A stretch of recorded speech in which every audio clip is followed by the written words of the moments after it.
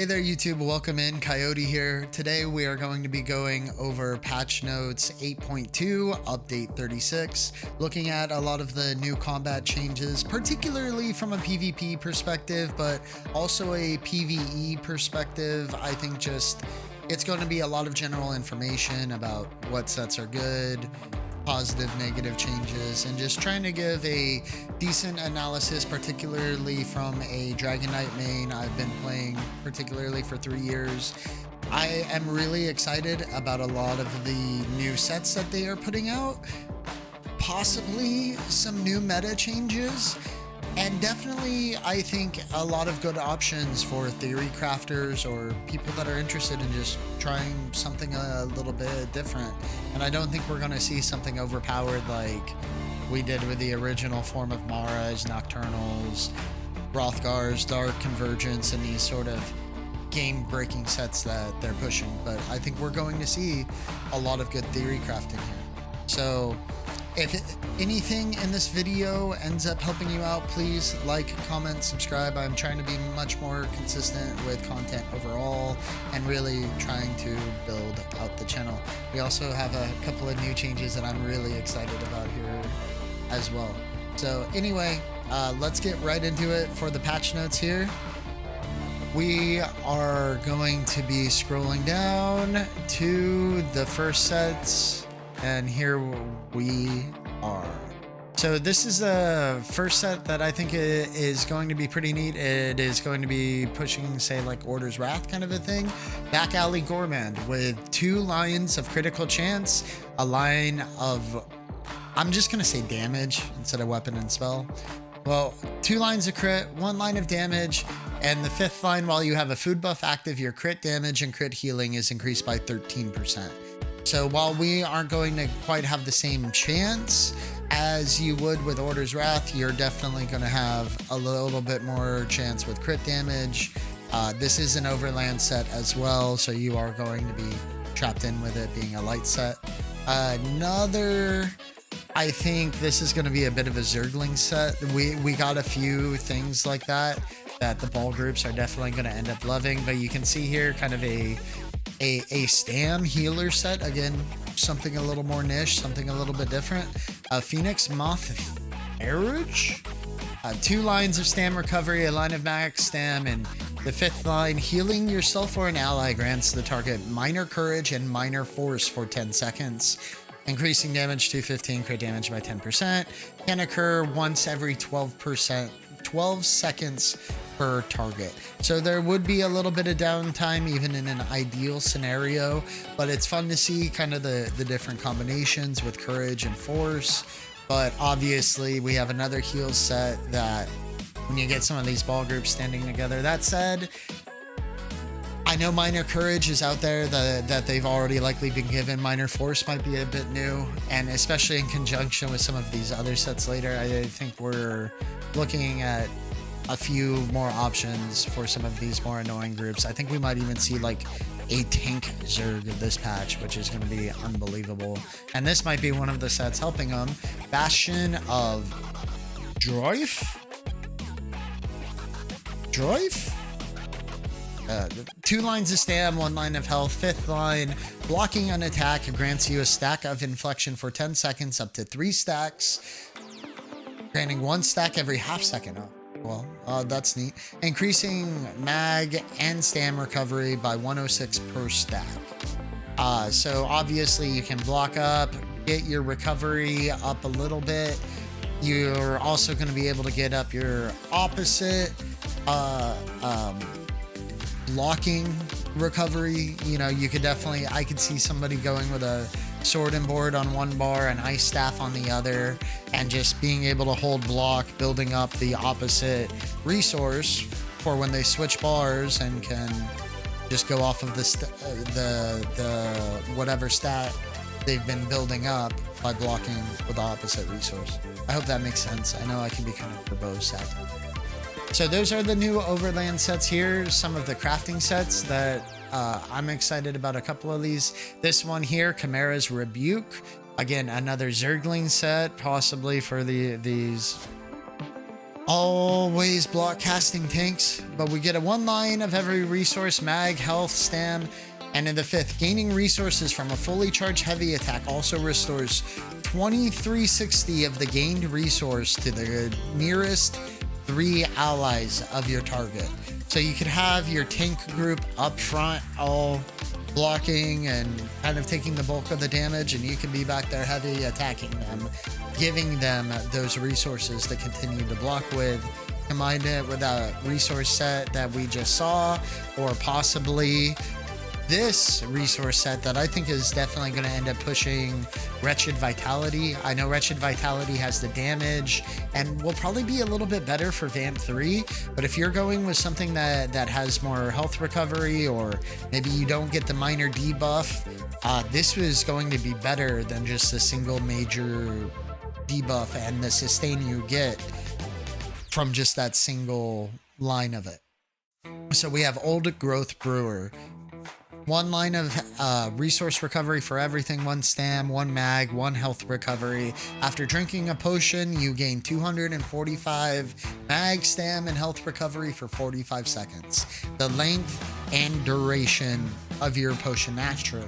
So if you're always throwing those back, always keeping them up, maybe you're used to trials in PvE where that has to be a thing, particularly for your DPS and even your healers, and maybe the tank's a little bit iffy on that, but this is going to be a huge bump in resource sustain. I know, like I was saying with Wretched, I think you get like 205 for the major debuff and another 105 for the minor debuff. So if you're only using major, or you don't always have that uptimes, maybe you're relying on a status ability proccing to give you that minor debuff to get you that bonus, this might end up being more reliable for you overall, particularly if you are not running Vamp and can take advantage of that health recovery. Because if you're running stage 3, that line of health recovery is what, like 25 once you're done with Battle Spirit and just the health recovery downer negation from running Vamp stage 3. But now this is one that I'm actually really personally excited for. I'm definitely going to give this a chance out to really try to... I like sets that just push crit chance overall. And I started with MS and really have tried to keep that kind of alive. Order's Wrath was a little bit disappointing for me, being more reliant on damage. But this here... Claw of the Forest Wraith with 2 lines of crit chance, an extra line of damage, and 2,037 crit chance for your class abilities. That should work out to 10.5 or 11% crit chance there.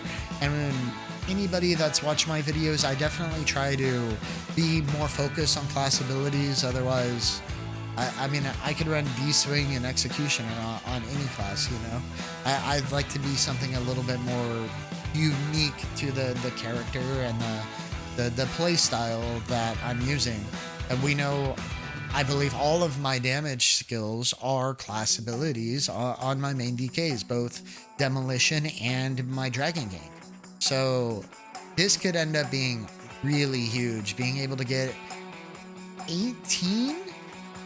about 18% crit chance overall from this set if you didn't have anything on before.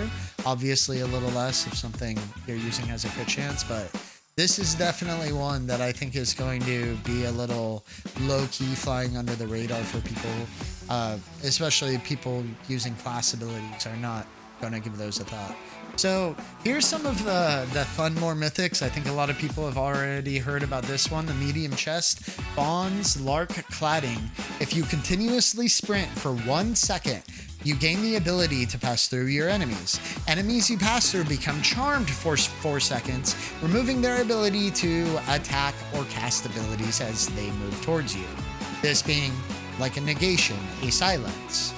Charming an enemy this way restores 678 stam and mag, as well as healing you for 678 health. Charming an enemy will remove you from stealth. Now, I've heard this already, that people are really considering using something like this maybe for a bomber. Come in, rush them, they can't do anything to you. you get them to explode and just starts your cascade and your domino effect going through the ball group you're going up against. Now, I have a lot of questions. You know, my curiosity is from a brawler standpoint. Can you end up even sprinting for a full second while you're getting attacked, while you're getting stunned? You're not going to be able to light attack, and you're definitely giving up a skill to be able to do this. My other question is, do you end up in stealth after the first second, or are you just kind of a ghostly ability, you know, a ghostly outline, a spooky ghost, and able to just pass through your enemies? Or is this like, you know, the line mentioning removing you from stealth makes me worry that it's just going to be a quicker stage 4 that you run for 1 second and now you're suddenly invisible, going through an enemy or two to get some extra resources back. But again, another, I think, fun, hopefully, you know, some of those little details have already been thought of, that we're not going to get you know, that it's going to be crazy overpowered. But again, another interesting set that is going to be leading to, I think, a number of decent theory crafts. Here's another very interesting playstyle build, Storm Weaver's Cavort, adding 300 Magicka recovery, sprint, roll, dodge, bash, break free, sneak, block. Now consume Magicka instead of stamina. You cannot regain Magicka while blocking, sneaking, or sprinting, but you can regain stamina while blocking, sneaking, or sprinting. So it just completely flip-flops the resources that you're typically used to using. You know I started playing the game, I was always mag heavy. My PvE tank still runs dual frost staffs on a DK because I don't know, I always thought it was really cool to be able to do it off of that stat. So if I really wanted to try a more traditional way, I could flip the stats and now you know, be able to get the stam back while I'm blocking and everything else. It definitely, again, adds a lot more interesting builds, a lot more little niche interests, and I think some interesting theory crafts, and gives you a different way to play the game.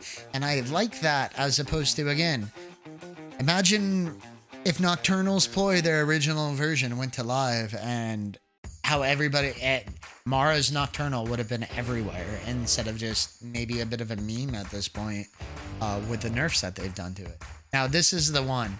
This is the set, the mythic, that I believe might lead to us literally seeing full block tank ZERGs. Sirabane's Ward. You cannot move while bracing. While bracing, you create a 12-meter zone of protection. Allies within this zone increase their block mitigation by 30% and their health recovery by 950. The block mitigation and health recovery only affects allies and not the set wearer. Using shield wall with this ability at this own risk, as you will not be able to move for the duration of the ultimate. So they give you a couple of, you know, interesting interactions with shield wall, and you can see that it doesn't actually affect you yourself wearing it, just the ones around you. So tell me you can't see already that like 6 people with 2 of these things on, possibly with, what was the name of this bad boy sustain setup here? Old Growth Brewer, where you get this extra line of health recovery as well to accent that growth. And you're just going to have people standing there being little freaking bricks in the road, especially without being able to move. I don't know. I am really excited for the theory crafting potential. I am not excited for some of the ball group compositions that I can see added and mixed in, particularly for you guys on PC, where you might run into 30, 40, 50 people. And, you know, imagine 15 or 20 of them being utilized for things like this. It's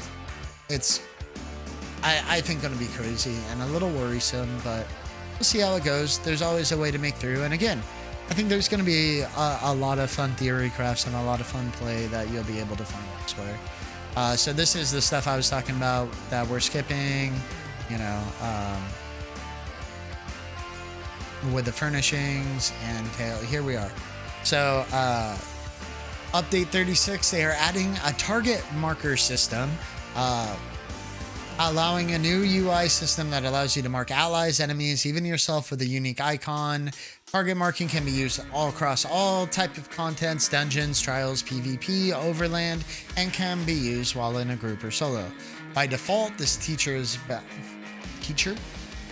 bound to the tab key or to the right D-pad on gamepad. This also explains why they redid the emote wheel on PlayStation. Really, I miss the old way. It's a lot easier to say hello to people. I used to be able to do it with one hand and be able to take a drink of something. Now I need both hands to do it. Some bullshit. Actually, some bullshit. Anyway, you can then select any icon in the wheel to apply the mark. The mark may be removed by targeting an entity and selecting the same mark. Marks may be self-applied by bringing up the target marker without a target selected and then selecting an icon. So a little bit of extra customization. I'm not sure this was something that a lot of people wanted or needed. I haven't heard of anything really being an issue like this on console. And with PvP, I don't know if you're going to be able to actually be in combat and mark somebody. I also see this, you know, target marker. If you're looking to, you know, hound somebody, give somebody a hard time, like this is going to be another tool that kind of enables that sort of toxicity. So we'll see how this ends up coming about as far as a new feature. Hiding pets. I mean, that's going to be neat. We've all had the freaking Twilight flapping in front of the banker, or somebody's bear blocking the chest that you're trying to get to, or just completely drowning out a heavy attack. Winged Twilights, Warden bears. You're not going to be able to see them around high traffic areas. I'm not even going to completely read this. So I will likely keep it off. I like being able to tell if somebody's a Sork, Warden. Just adds a little bit more to the atmosphere of, you know, playing a Dungeons and Dragons video game. Housing, quality of life. I apologize. That is just not something I am interested in. Props to you guys actually going through that deal with housing. I know it's a lot of fun. It's not something I am very big on. I just have phases with it. Emperor scaling in Cyrodil, something very big, and this is going to be a bit of an interesting change that they're trying to add another layer to the map game. The health bonus for having an Emperor crown for your alliance will now scale depending on how many home or natively owned keeps you have control of by your alliance. For example, if you own all 6 of your home keeps, you will get the full health bonus as Emperor. But for each of those that you do not, the health bonus will be reduced.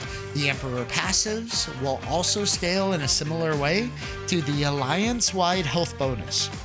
And yes, this is why your health is sometimes higher in Cyrodil.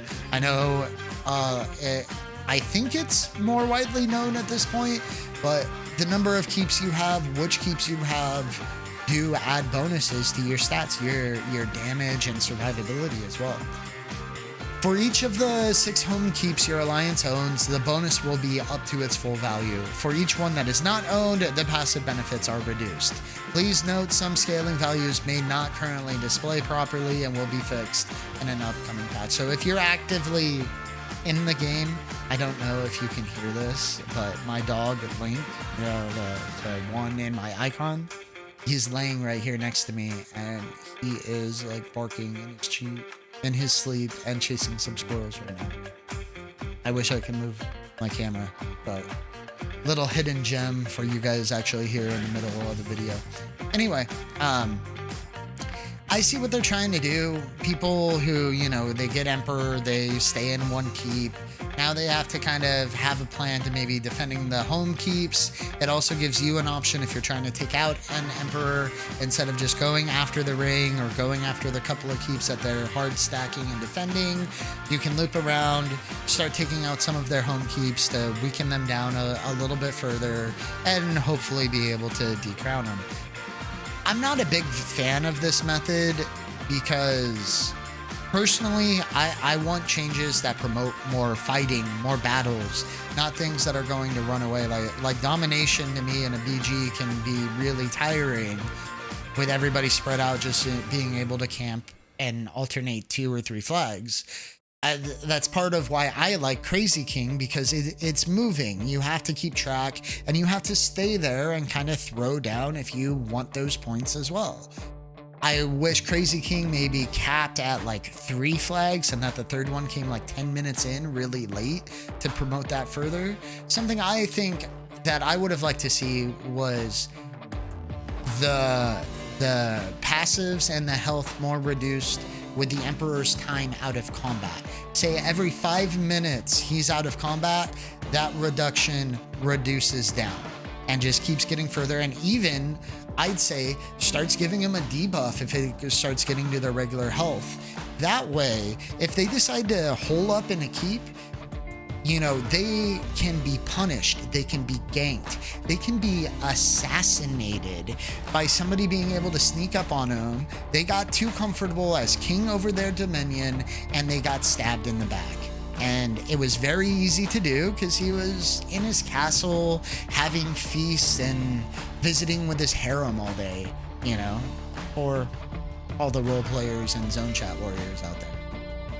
Regardless, I think it would having something that would have pushed them more into combat to seek these battles, you know, even have it into tying with taking over or getting a defense tick on a keep.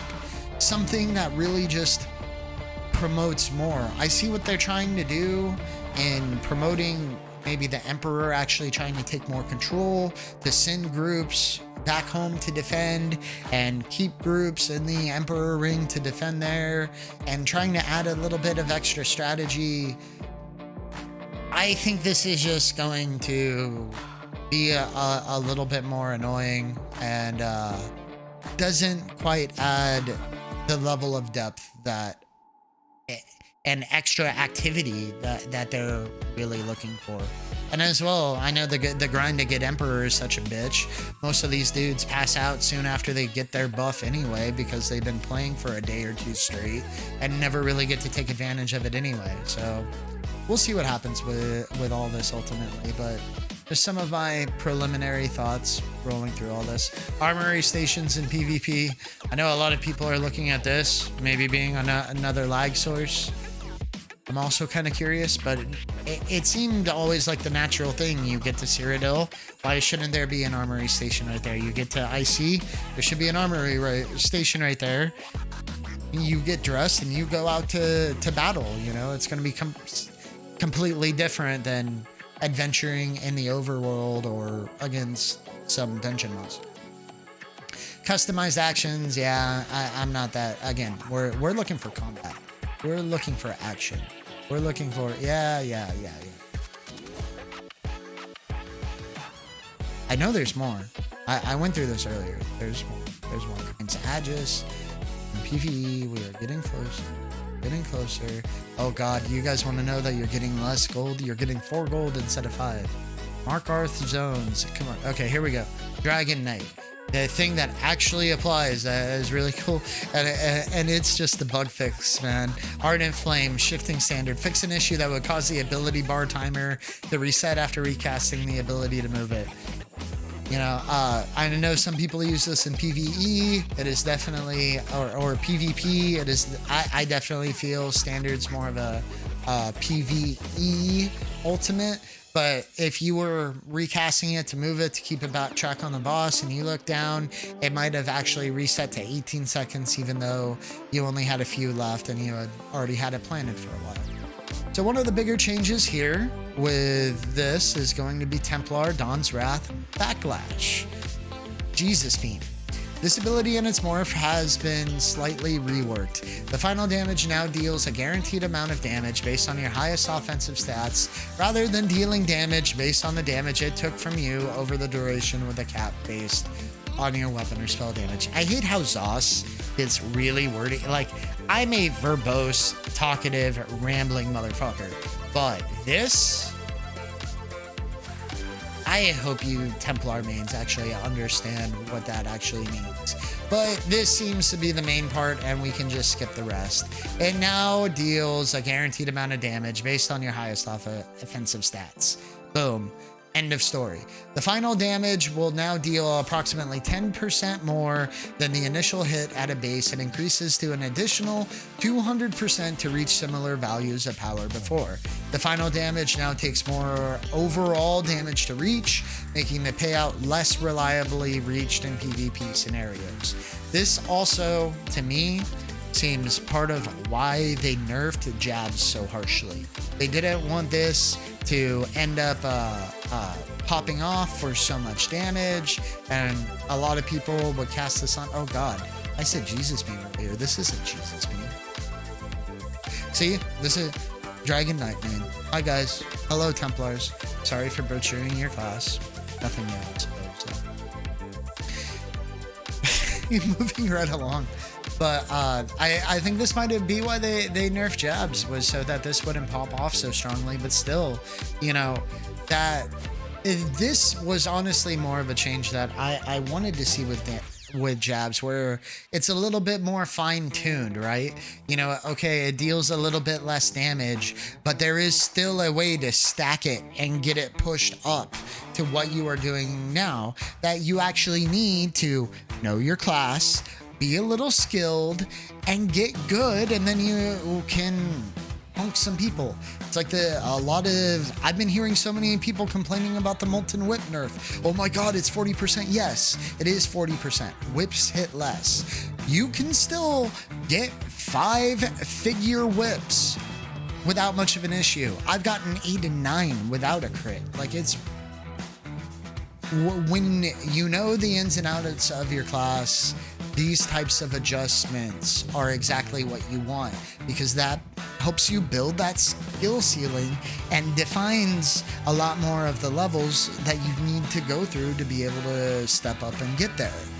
But what they did to jabs was just horrendous. Why? It's jabs, you know what I mean? I don't even know why they had that little like side swipe stroke there, pull arm frickin' movement thing. It is just, I'm sorry. I am probably hurting every Templar that is still watching this. These abilities are now, let's get through this, let's finish it off. These abilities are now, again, limited to having one active at a time to fix numerous exploits and bugs with the ability. This means if you cast the ability on another target, it will remove the previous cast. So I think this is something a lot of Templar mains know, right? You cast it and you leave it the fuck alone for 7 seconds. It must explode for you to get damage. And now for PvP users, if you cast it on somebody else too quickly, it's just gone. And you're not going to get that damage, and you've got to wait another 6 seconds to get that back up. And then for Power of the Light, with the Minor Breach, they increase that a second longer while you're leveling it up. There's no longer track. Yeah, whatever. So you get an extra second on the Minor Breach again. Just a little minor tweak, a little detail, a little, you know, that's what we should be seeing. And as I say that, we are getting to the Warden change that we all know, nice, and everybody loving Warden this patch is just throwing confetti and popcorn into the air right now. It's like freaking graduation day. Warden, Animal Companions, Advanced Species. This passive now increases your crit damage done by 1 or 3% rather than your armor pen by 495 or 1000 pen. Personally, I know they say in this here that it was done to kind of boost the light armor people, And maybe from a PvE perspective, I can see that, where the crit damage is going to be more helpful. From a PvP standpoint, I think everybody knows how valuable pen is. That's why running a Stam DK with max weapon damage, with corrosive, just mows people down with 100,000 penetration. I think for PvP, 1,000 pen is going to be a lot better than having an extra 3% crit damage. I'd assume it helps with heals. I'm not real sure how differentiated they do with that. But being a class passive, I would expect it to help with heals. But 1,000 pen is so nice. I'm a huge fan. I'm a huge fan of pen, and giving 1,000 ends up being really different. And crit damage, I mean, you're usually sitting at what, about 35%. So you're gonna crit 1/3 of the time, and you're gonna get an extra 3% on top of that. I'd have rather had the pen. But as you can see, we're shifting this passive away from raw damage and more into crit damage to help focus the class's natural tendency to burst foes down, which definitely. This should also bring up the help of light armor, focus wardens, toning down some of the power that they're currently much stronger medium armor cousins have. Medium armor cousins, eh? Ding, ding, ding, ding, ding.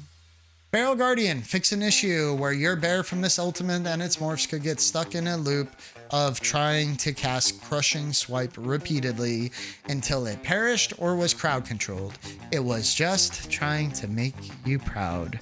And it really, I've known some people that have very wild bears, and this is probably why. So they're going through some anger management right now, and they're going to be a little bit more toned down and relaxed. They're shipping you all bears from California, up from Humboldt County, where there are fogs of smoke or something. I don't know. You guys get it. It's marijuana. Green Balance, Healing Seed, Budding Seeds more. Fix an issue where the final heal was centered on the caster rather than the area effect. So this might have helped you out more, particularly if you were stacking with a group, that even if you were moving and you got out of the AoE, you were still getting that final burst heal. Arctic Wind, this is one that I am going to need a Warden's help with. Remove the target cap from the damage of this morph, as the damage is no longer tied to stunning enemies. I think that what that's saying is it's going to promote the AoE damage of it, as opposed to maybe only hitting 1 or 2 people with it. And the stun, I'm guessing, is only going to hit the 1 person, but everybody can still get damage off it. That's the way I'm interpreting it. And of course, again, this is going to be the big one. Winter is coming, everybody. Piercing Cold. This passive now increases your damage by 1 to 2%, which increases to 5 and 10 while wielding an ice staff. Everybody is going to be going for this. Absolutely. And especially with the mag shocks granting both major and minor breach now. Magden is in, baby. Winter is coming, and it is here. So this will increase all of your damage now, obviously, just to be clear. It only did magic and frost before, but even with an ice staff now, that means you'll get 10% flame damage. You'll get 10% disease damage if you're running Plague Break. There are going to be so many more options now that add to an ice staff. And again, I think adding to the overall theme that this is going to be a fun theory crafting patch, I think there's going to be a lot of neat little unique things that you can try that are still going to allow you to push out a high amount of power to really still be pushing that meta layer, but it's still allowing you to have a lot more fun and uniqueness to what you're trying to do. Weapon and bow. This is just skill lines, world line stuff. Volley, fix an issue where this ability and its morph only used weapon critical, then dynamically scaling with whatever your higher stats. So if you happen to have a high weapon damage build, low crit, and were using Volley, unfortunately, Volley was underperforming for you. So if you are using Volley at all, PvE, PvP, should definitely give you a bit more of a boost. Unless you were running a high weapon critical. If you were running, I'm assuming a 50-60% crit, you're probably not going to see as much of a difference. I would expect a little bit, but this is going to be something that is also a big apply for PvP. A lot of people are using Resolving Vigor now with a minor breach, minor resolve being added to it. My Demolition DK has 29,690 spell resistances. I am a drop away from 30k, and I'm wearing 6 light armor. It's really ridiculous that at this point that I have as much armor as a PvP tank, or PvE tank. Maybe not the perfect ones, but a lot of them. I bet I have more resistances. But so they reduced the healing to Resolving Vigor by approximately 10%. Again, rounding it out, it's been a little overtuned. I saw recently how much more health Resolving Vigor gives back than the fast regen morph. And so again, a little bit of fine tuning, what they should be doing, not butchering jobs. Racial Khajiit, they just spread out a little bit more of the recovery. Robustness, this passive now increases your health, mag, and stam by 90 at their final rank, rather than the health recovery by 100 and mag and stam by 85. If you add the last 3 up, the 2 85s, 85 mag, 85 stam, 100 health recovery, that evens out to 270. And that is what they distributed evenly now among the resource recoveries by dividing it by 3 and making it equal 90. 90 times 3 equals 270. I think definitely much more rounded out. You're going to get a little bit more resource recovery. And for you Vamp Khajiits out there, that should be a little bit noticeable. And you losing 10 health recovery, again, we already went over this between Battle Spirit, what Vamp does to your health recovery, that 100 was probably 30, 25 maybe. And finally, the last big change. Everybody has known how overpowered Occult Overload is, and I think they actually handled this fairly well. Reduced the damage per stage of the star to 1,037, down from 2,560. So this translates to about 5,200. I think it's 5,185. I should have double checked before I started doing this, but we know that is way down from the 12,800. 5,200 sounds a lot more manageable for a burst. It also has a cooldown, and that means that you're not going to get popped with 2 or 3 of them immediately. There's going to be a chance for you to hit your resolving, now nerfed, Vigor, and maybe your burst heal to really 5,000 health is much more in line with what you would get damaged with, and is even kind of in line with Vicious Death, which that will still proc. If 3 people die around you, you're going to get 3 Vicious Death procs. But I think this was a very nice tone down. I know some people thought maybe get it to scale to let resistances allowed to take it away from Oblivion damage. I measure. You guys are getting all kinds of bonuses, aren't you? Doggo barking and my cat can't. No, you can't move and mess with them. No, I gotta finish this, you. I don't know if you can hear, she's purring. Anyway, so I think it is better that they just lowered the value down as opposed to just applying resistances, because you get somebody with heavy pen, you get a corrosive decay that could still get that full 12,000 value. It doesn't matter. You're not going to be sitting there with 133 resistances. I don't care who you are, and you're going to get hit with 12k. And again, adding the cooldown of 1 second to make that only 1 proc at a time, but to still be able to promote allowing this The burst will now apply a random status effect to enemies hit, allowing you to be able, you come in, boom, you get the one guy down, bam, Occult Overload procs. This guy gets hit. Now he has burning on them, meaning he is able to explode himself. You turn around, he's still way down health, scrambling to heal. You pop him with a big attack. You pop him with an execution ability. You pop him with a molten whip. Now he goes down. And now his buddy, that maybe he's a little bit more ahead, he's had a couple of more seconds to try to heal. Now he is still struggling to heal.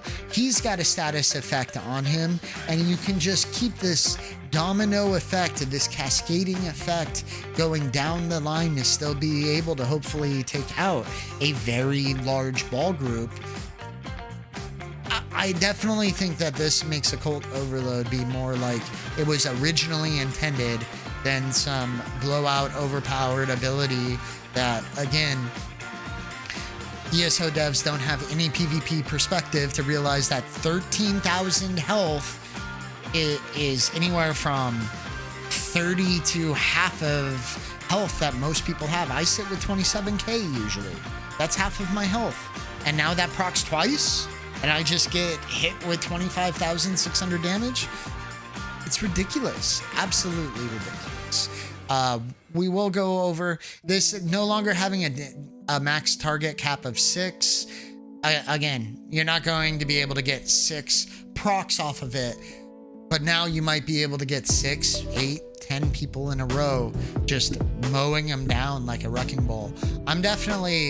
I am more excited now to have Occult Overload and use it on my champions bar, especially going through with all my demolition, like just charging into a demolition derby.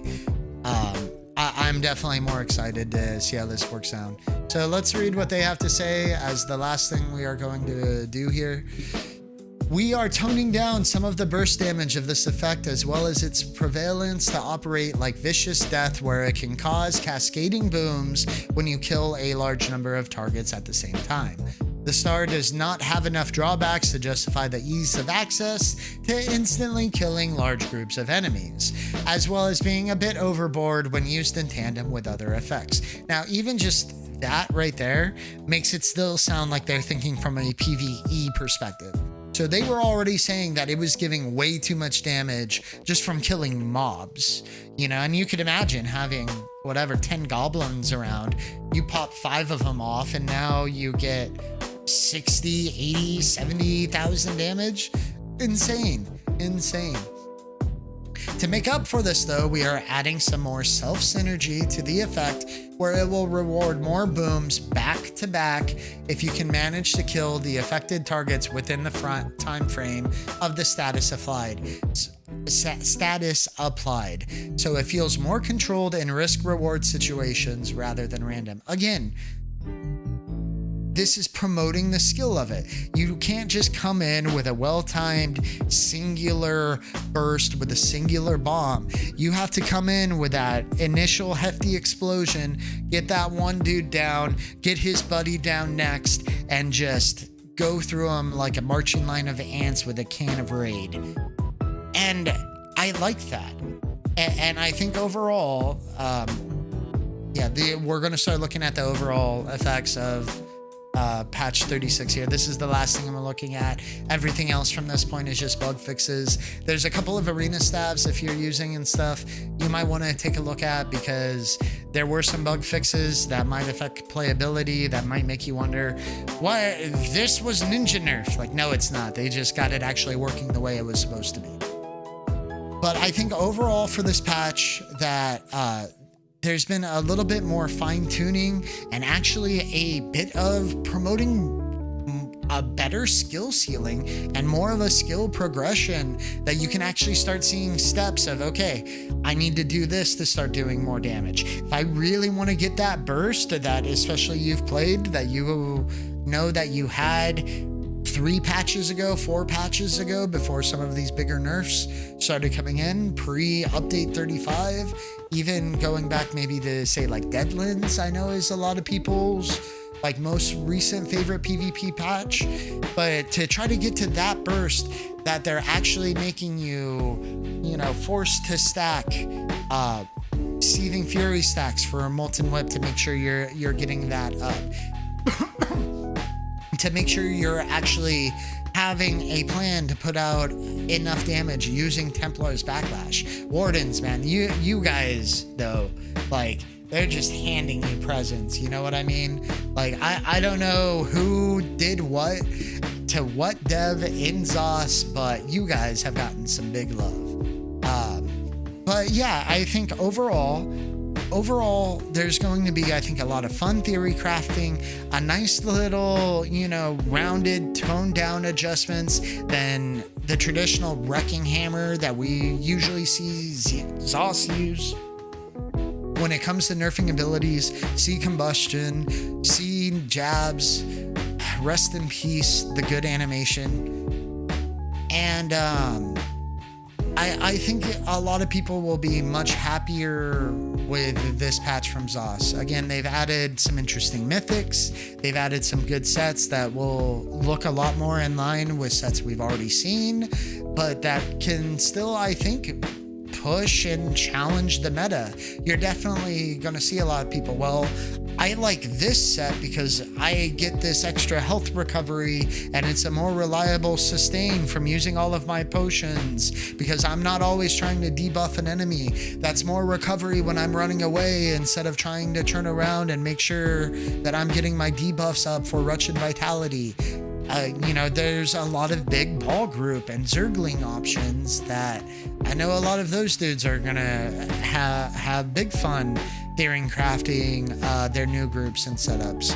So overall, I'm not sure I would say that I'm excited about these changes, but I definitely think we're not going to finally have some crazy patch like we did with update 35.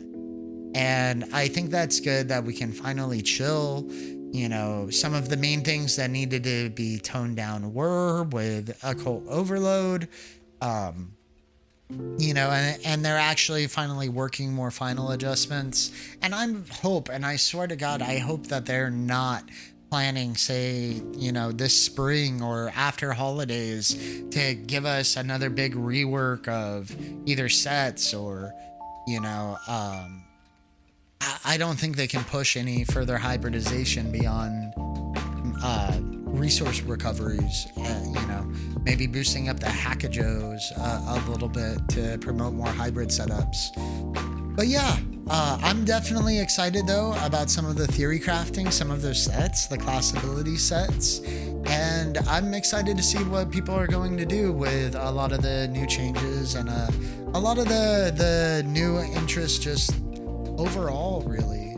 So I think that is going to wrap it up for this. And I'm going to add, I forgot to say this in the intro, but join our Discord. Spots made us one a while ago, and if you have any questions about the patch notes or any of the builds, or just want to come hang out and kind of bullshit with us, please hit the link. It'll be in the description, and I'll probably do some overlay thing for the intro, and hopefully this won't be the first time that we're actually seeing. Aren't you just, I'm still dealing with this cat. Yeah, there she is. So anyway, I hope you gained something from these patch notes. Again, please like, comment, subscribe, and yeah, I think we're actually looking into a good patch from ZOS, I dare say. We'll see what ends up working out, what ends up looking like it's really overpowered on the PTS, and a bit more once the feedback comes out. Anyhow, thank you all for watching again, and I hope you guys all have a great day. That wraps up another one, everybody. Good night now.